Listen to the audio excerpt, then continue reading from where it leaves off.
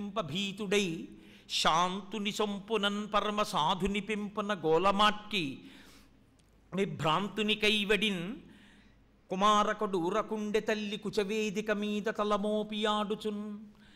వాళ్ళందరూ వచ్చి చెప్తుంటే ఒక్కొక్కటి ఏమీ తెలియని వాళ్ళ అమ్మ ఒళ్ళో పడుకుని వాళ్ళు చెప్తుంటే ఇలా చూసి ఇలా అమ్మ వంక చూసి నేనా అమ్మ అంటుంటే అన్నీ విని ఆ యశోదంది నిజంగా ఏదో కొడుకు చాలా బుద్ధిమంతుడు అనుకుని అన్యమెరుగడు తన ఎంత నాడుచుండు మంచివాడితడి గురుమానలమ్మ రామలార త్రిలోకాభిరామలార తల్లులార గుణమతీమ తల్లులారా అంది. ఊరుకోండమ్మా, మా వాడికి పాపం అసలు ఆడుకోవడమే రాదు, పిచ్చాడు, ఎప్పుడు ఇంటి పట్టునే ఉంటాడు, మా ఇంట్లోనే బోల్డంత వెన్న ఉంది, మీ ఇంటికి వచ్చి వెన్న తినవలసిన అవసరం వాడికేంటి, చిన్న పిల్లాడు వాడిని పట్టుకుని నిన్ను నిందలేస్తారా, మీకు పిల్లలు లేరా, తప్పు, అలా మాట్లాడకూడదు. సరే నీ ఇంట్లో ఒక రోజు జరుగుతుందిలే, ఆదివారం నాడు చెప్తాడా లీల, అప్పుడు విందువుగనివి, అప్పుడు తెలుస్తుంది నీకు ఈ వెన్న దొంగతనం ఏమిటో, పారిపోవడం ఏమిటో, పట్టుకోలేకపోవడం ఏమిటో నీకు అనుభవంలోకి వచ్చాక తెలుస్తుంది, అప్పుడు చెప్తాను నీకు ఈ విషయం అన్నాడు అని వాళ్ళందరూ వెళ్ళిపోయారు. అయిపోయింది. ఊరుకుంటాడా, ఆ పక్కకి వెళ్ళాడు, వెళ్ళి అక్కడే ఉన్నటువంటి మట్టి తీస్తున్నాడు, రోజు ఆ మట్టి తినేస్తుంటాడు. బలరాముడు వాళ్ళు చెప్పేటప్పటికి ఏదో నోరు గబోబా పుకిలించేస్తాడు, అమ్మనే తినలేదంటుంటాడు.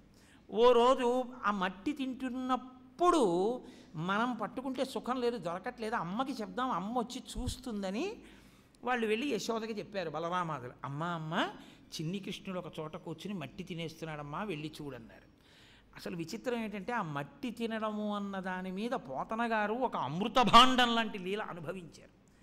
ఆ చిన్ని కృష్ణుడు మట్టిలో ఆడుకుంటూ మట్టి తింటూ మీద మట్టి వేసుకుంటూ ఆడుకుంటూ ఉండేవాడు. అది దర్శనం చేస్తూ ఇక్కడ దర్శనం అవుతూ ఉండగా ఘంటంతో ఆంధ్రీకరిస్తున్నారు పోతన గారు. ఆయనకు ఒక అద్భుత దర్శనమైంది. తనువునంటిన ధరణీపరాగంబు పూషిన నిరిభూతి పూతగాగా ముందర వెలుగొందు ముక్తాలలామంబు తొగల సంగటిగాని తునకగాగా ఫాలభాగంబుపై పరగునా విరిబొట్టు కాముని కాల్చిన కన్నుగాగా కంఠమాలికలో నిఘన నీలరత్నంబు కమనీయమగు మెడకప్పుగాగా హారవల్లులు రగహారవల్లులు కాగ బాలలీల ప్రౌఢ బాలకుండు శివుని పగిది నొప్పి శివునకును తనకును వేరులేమి తెలియవెలయునట్లు. ఆ ఒంటి నిండా మట్టి పోసుకున్నటువంటి కృష్ణుడు విభూతి రాసుకున్నటువంటి శివుళ్ళ, అమ్మ వేసినటువంటి చిన్న కొప్పేసుకున్నటువంటి కృష్ణుడు జటాజూటంతో ఉన్న శివుళ్ళ, అమ్మ పెట్టిన ముత్యాల సరాలు చంద్రవంకల, మెడలో వేసిన హారాలు పావుల్లా, ఆ నీలపతాక యొక్క కాంతి కంఠానికి కొడితే నీలకంఠుళ్ళా కనపడి ఓయిపోతనా శివుడికి కృష్ణుడికి భేదం లేదు, మేమిద్దరం ఒకటే అని చెప్తున్నట్టుగా నాకు దర్శనమిచ్చాడు అన్నారు పోతన. శివకేశవ అభేదాన్ని అంత గొప్పగా మహానుభావుడు భాగవతాన్ని ఆంధ్రీకరిస్తూ అనుభవించారు. కాబట్టి ఇప్పుడు బలరామాదులు వెళ్ళి చెప్పారు. జాగ్రత్తగా చూసింది ఆవిడ, తలుపు తీసి చక్కగా కూర్చుని ఆ మట్టి తింటున్నాడు. ఆయన అమాయకుడు ఓహో వీళ్ళు చెప్పారా అమ్మ చూస్తోందని కనిపెట్టాడు.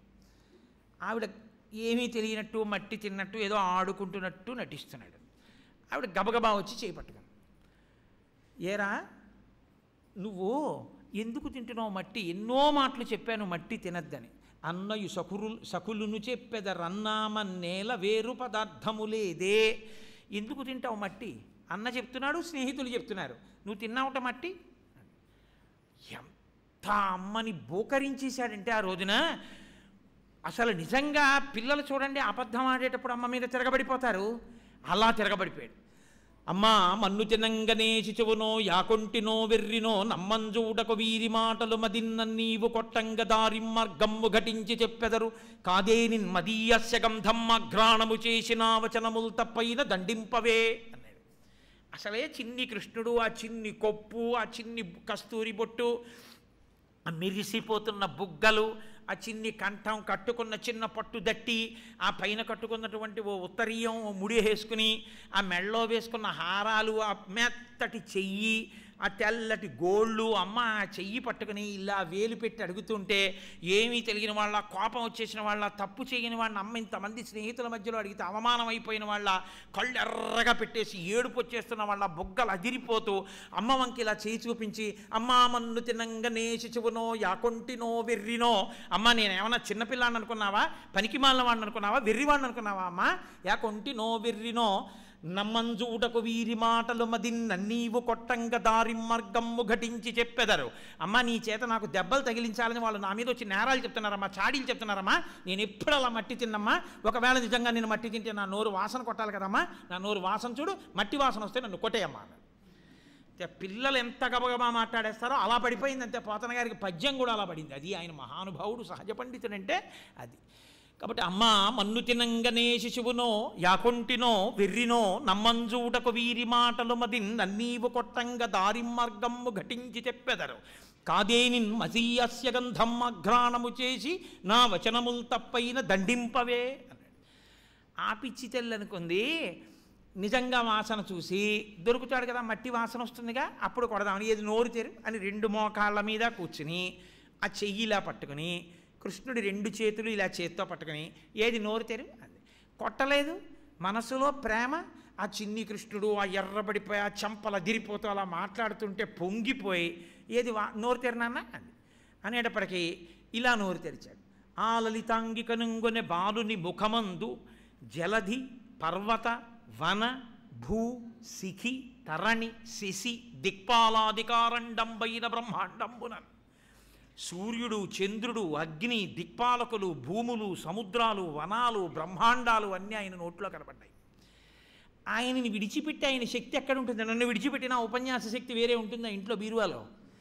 అలా ఎప్పుడూ ఈశ్వరుణ్ణి ఆవహించే ఉంటుంది. చిత్రం ఏమిటంటే ఆయన నోట్లో ఆవిడికి నందవ్రజం తను నందుడు కూడా కనబడ్డారు. తెల్లబోయి కలయో వైష్ణవమాయయో ఇతర సంకల్పార్థమో సత్యమో తెలుపన్నే రకయున్నదాననో యశోదాదేవి కానో పరస్థలమో బాలకుడెంత వీని ముఖస్తంభై యజాండంబు ప్రజ్వలమయ్యుండుటకిది హేతువో మహాశ్చర్యంబు చింతింపగన్. ఇది కళ వైష్ణవమాయ, అసలు నేను యశోదాదేవినేనా కాదా గిల్లి చూసుకుని పాపం ఆవిడ ఆశ్చర్యపోయి అయ్య బాబోయ్ నా కొడుకు సామాన్యుడు కాడు, సాక్షాత్ శ్రీమన్నారాయణ స్వరూపం అని తెల్లపోయింది. అమ్మలా ఇలా రోజు చెయ్యి పట్టుకుని గద్దించి ఇలా వేలు చూపించి ఆ పెరుగు బువ్వా పెడితే ఉన్న ఆనందం అమ్మకి తను విష్ణు స్వరూపం అని తెలిసిపోయి భజన చేస్తే ఏముంటుంది? అందుకని మళ్ళీ అమ్మకి మాయ కప్పేశాడు. అంతే, పిచ్చి తల్లి అన్నీ మర్చిపోయింది, నా కొడుకు అనుకుంది అంతే. ఎంత అమాయకత్వానికి వెళ్ళిపోయిందంటే నిజంగా యశోదాదేవి ధన్యురాలు. ఆవిడ ఎంత అమాయకత్వానికి వెళ్ళిపోయిందంటే చీకటి పడింది, పిల్లాన్ని తీసుకెళ్ళి అన్నం పెడుతోంది. అన్నం పెడుతుంటే ఏదో కథ చెప్తోంది పాపం వాడికి. అబ్బో లీలాశుకుడైతే ఎంత అనుభవించాడో నిజంగా. రామో నామ బభూవ హుం తదబలా సీతేతి హుం అంటున్నాం. కాబట్టి ఆవిడేదో అన్నం పెడుతోంది కథ చెప్తూ. నోరు తెరుస్తాడా? తెరవడు అంటున్నాడు. చక్కగా కథ మాత్రం అంటాడు. ఇలా ముద్ద పెట్టే వాళ్ళకి అంటాడు. ఆవిడికి ఒళ్ళు మండిపోయింది. ఇంకెంతకని ఇలా పగలు తీసి ముద్ద పెట్టినా నోట్లోనే ఉంటుంది. ఓ అంటాడు కథ. ఏరా ఇంకో ముద్ద పెడతానని ఇలా విప్పి చూస్తే నవలడు మింగడం. నీకురే నేను ఇలా పిలిచి అన్నం పెడితే ఎందుకు తింటావు? కాసేపు ఆగిన తర్వాత మాధవ కబళం తల్లి అని వస్తారు చీకటి పడ్డాక బిచ్చగాళ్ళు. వాళ్ళ దగ్గర పెద్ద పాత్రలు ఉంటాయి, నిన్ను తీసుకెళ్ళి అందులో పడేస్తారు. వాళ్ళు వీధి చివర చెట్టు దగ్గరికి తీసుకెళ్తారు చీకట్లో. తీసుకెళ్ళి నిన్ను పక్కన కూర్చోపెట్టి వాళ్ళు చక్కగా అన్నీ తింటూ ఉంటారు. అప్పుడు ఆకలేస్తోంది అమ్ముంటే పెట్టేది అంటే వాళ్ళు నీకేం పెట్టరుగా. అందుకని నిన్ను మాధవ కబళం అని వచ్చిన బిచ్చగాళ్ళకి ఇచ్చేస్తాను అనేటప్పటికీ నిజంగా ఎవడో వీధిలో మాధవ కబళం తల్లి అన్నాడు. బిక్షులు ఒత్తురు ఏడ్చిన భిక్షాపాత్రమున వేయిచి బెగడించి నిన్ను శిక్షింతురని చెప్పిన బిక్షులకని తల్లి కనియు భీతిల్లు నృపా.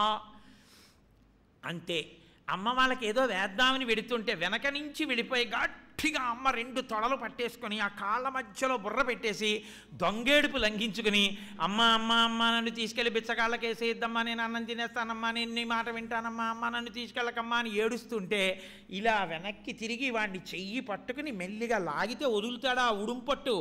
ఆ చీరంతా లాగేస్తుంటే మొత్తానికి విడిపించి తెచ్చుకుని ఎత్తుకుని ముద్దెట్టుకుని ఆరిపిచ్చి కన్నా నిన్ను పట్టుకెళ్ళి భిక్షాపాత్రలో వేస్తానా, ఎందుకు వేస్తాను నాన్న అని ముద్దులు పెట్టుకుని, మరి అయితే అన్నం తింటావా అంటే తింటానమ్మా అంటే అప్పుడు అక్కడ కూర్చోబెట్టి తీసుకెళ్ళి బిచ్చగాళ్ళకేసి ఇంట్లోకి వచ్చి అయితే పాలు తాగాడు.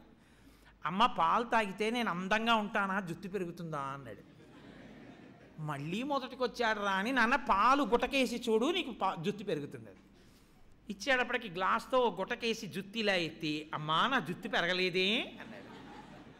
ఎక్కడ నోట్లో విశ్వరూపం చూపించడం, ఎక్కడ ఇటువంటి బాలచేష్టితములు.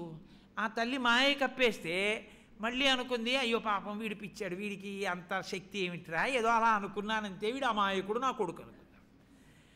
అలా అమ్మో 8:30 గోవింద పట్టాభిషేకం అయిపోయింది, అక్కడితో కృష్ణలీలలు పూర్తయిపోయినట్టే. ఈ మాట ఎప్పుడైనా మళ్ళీ మీకు నాకు అదృష్టం బాగున్నప్పుడు కృష్ణలీలలో కొనసాగిస్తాను. ఎందుకంటే గోవింద పట్టాభిషేకం ఇవాళ చెప్పి రేపు గోవింద పట్టాభిషేకం జరగాలి. 8:30 అయిపోయింది కదండి, అందుకని నాదే ఉంది. శివరాత్రిలో చెప్తా భాగవతం చెప్పమంటే 12 స్కంధాలు చెప్తూ కూర్చుంటా, మీరు వినే ఓపిక ఉండాలి, కానీ మీకోసం ఆపడం అంతే. కాబట్టి ఒకానొకనాడు ఆ నందాదులందరూ కూర్చుని ఉండగా కృష్ణుడు వాళ్ళ దగ్గరికి వెళ్ళాడు. ఏమిటి నాన్నగారు మీ అందరూ ఆలోచిస్తున్నారు అన్నాడు. ఏమీ లేదురా అబ్బాయి, మేమందరం కలిసి ప్రతి సంవత్సరం కూడా ఒక పెద్ద యాగం చేస్తూ ఉంటాం. దేనికి ఆ యాగం అంటావేమో, ఆ యాగం చెయ్యడం ఇంద్రుణ్ణి ఉద్దేశించి చేస్తాం. ఆ యాగము చేత ప్రీతి పొందినటువంటి ఇంద్రుడు వర్షాన్ని కురిపిస్తాడు. మఖము చేయ వజ్రిమతి సంతసించును వజ్రి సంతసింప వానకురియు వానకురిసి గసవు వసుమతిపై పెరగు గసవు మేసి ధేను గణము బ్రతుకు. ఆ ఇంద్రుడు సంతోషించాడా, వానబడుతుంది. వానబడిందా గడ్డి పెరుగుతుంది. గడ్డి పెరిగిందా మన పశువులు తింటాయి. పశువులు తిన్నాయా బాగా పాలిస్తాయి. బాగా పాలిచ్చాయా మనందరం సంతోషంగా ఉంటాం. వర్షం మీద ఆధారపడ్డాం కాబట్టి, వర్షానికి అధిదేవత ఇంద్రుడు కాబట్టి ఆ ఇంద్రుడిని ఉద్దేశించి ప్రతి సంవత్సరం యాగం చేస్తాను నాన్న, ఇదిగో ఈ సంవత్సరం కూడా యాగం చేద్దామని సంకల్పం చేస్తున్నాం అన్నారు. ఇంద్రుడికి అహంకారం వచ్చినప్పుడు, ఆయన అప్పుడు మంచి అహంకారంలో ఉన్నాడు. నేనే వర్షాన్ని కురిపించే అధిదేవతని, నాకన్నా పైవాడెవడు, నేనే గొప్పవాడిని. ఇంద్రుడికి ఒక పాఠం చెప్పాలి అనుకున్నాడు కృష్ణ పరమాత్మ. అందుకని చిన్నపిల్ల అప్పటికి 7 ఏళ్ళు అయినది. 7 ఏళ్లుగా ఉన్నటువంటి పరాత్పరుడు నందాదులతో అన్నాడు, నాన్నగారు ఇంద్రుడిని ఉద్దేశించి యాగం చేస్తానంటున్నారు, దానికి ప్రీతి చెందినటువంటి ఇంద్రుడు వర్షం కురిపిస్తాడంటున్నారు, మంచిదే, నేను కాదంటలేదు. కానీ మీరు ఒకటి ఆలోచించండి, మనకి కర్మ ఏది, మనం చేసేటటువంటి పని. మనం ప్రతిరోజు ఆవుల్ని మేపుతాం. ఆ ఆవుల్ని మేపినప్పుడు మనం ఎక్కడికి తీసుకెళ్ళి విడిచిపెడుతున్నాం, అదిగో ఆ గోవర్ధన పర్వతం మీద విడిచిపెడతాం. అక్కడ గడ్డి తింటాయి. గోవర్ధన పర్వతమునందు అధిదేవతగా ఒక పురుషుడు ఉన్నాడు. మనం ఆయన్ని ఉద్దేశించి యాగం చేస్తే చక్కగా ఈ యాగంలో మనం ఇచ్చినటువంటివన్నీ ఆయన తింటాడు. తిని సంతోషించి మనని కాపాడతాడు. కాబట్టి నాన్నగారు ఇంద్రుడికి యాగం అక్కర్లేదు, ఆయనకి యాగం చేద్దాం రండి అన్నాడు. చాలా సంతోషం రా అబ్బాయి, కానీ ఇంద్రుడికి యాగం చేయడం అంటే మాకు అలవాటు, ఈ యాగం ఎలా చెయ్యాలి అని అడిగారు. అడిగితే ఆయన అన్నాడు, పర్వతములకు బ్రాహ్మణోత్తములకు పశువులకు యాగము చేయుట మంచి బుద్ధి, ఇంద్రయాగంబునకేమేమి తెప్పింతురవియల్ల తెప్పింపుడరసి మీరు, పాయసము అపూపములు సైదపు పిండి వంటలు పప్పు బహురసాన్నములు వండపంపుడు హోమంబు చేయుడు అచులురై పూజ చేయుడచలమునకు, బ్రాహ్మణులకు ధేను దక్షిణలిచ్చి బహురసాన్నములు పెట్టింపుడు, అధమ చండాల శునక సంతతికి తగిన భక్ష్యముల నిండు పశువులకు గసవులిండు. ఏమీ లేదు నాన్నగారు, ఇంద్రయాగానికి మీరేం తెప్పిస్తారో అవి తెప్పించండి. పాయసము బోలెడంత పాయసం వండించండి, అపూపములు అప్పాలు వండించండి, సైదపు పిండి వంటలు పప్పు పలు శాఖంబులు కూరలు వండించండి. ఇవన్నీ పట్టుకెళ్ళి గోవర్ధనగిరి మీద పొయ్యండి. పోస్తే గోవర్ధనగిరిలోంచి ఒక పురుషుడు వచ్చి తింటాడు, మీరు చూద్దురు. కానీ ఎలా అగ్నికార్యం చేస్తారో అలాగే అగ్నికార్యం చేయండి. చక్కగా ఆవులకి దూడలకి మంచి గడ్డి పెట్టండి. బ్రాహ్మణులకి దూడలతో కూడినటువంటి ఆవులను దానం ఇచ్చి మధురమైనటువంటి పదార్థములు వాళ్ళకి వడ్డించండి. ఊళ్ళో ఉన్న ప్రతి వాళ్ళని పిలిచి కడుపు నిండా అన్నం పెట్టండి. గోవర్ధనగిరికి మనందరం కలిసి ప్రదక్షిణం చేద్దాం. ఆవులు దూడలు ఎద్దులు గోపాలబాలురు గోపకాంతలు అందరం కలిసి తిరుగుదాం. తిరిగేటప్పుడు మీరు చూడండి, మీకు గోవర్ధనగిరిలో ఉన్నటువంటి అధిదేవత అయినటువంటి పురుషుడు పైకి వచ్చి మనం పెట్టిన పదార్థాలు తింటూ కనపడతాడు. వినుడీశైల ముకామరూపి కలులన్ భంజించు ఆజ్యాన్నముల్ మనమిప్పించిన ఆహరించు మనలన్ మన్నించు అనుకంపాతిశయంబు చేస మనపైనంచున్ సగోపాలుండై వనజక్షుండు నమస్కరించ గిరికిన్ వందారు వందారుడై. నాన్నగారు, ఈ గోవర్ధనగిరికి మనం పెడితే అన్నీ తింటాడు. తినడం కాదు, శత్రువులైనటువంటి వాళ్ళందరినీ కూడా బాధిస్తాడు, మన పట్ల అనుకూలిస్తాడు, మనని రక్షిస్తాడు, మనకి కనపడతాడు.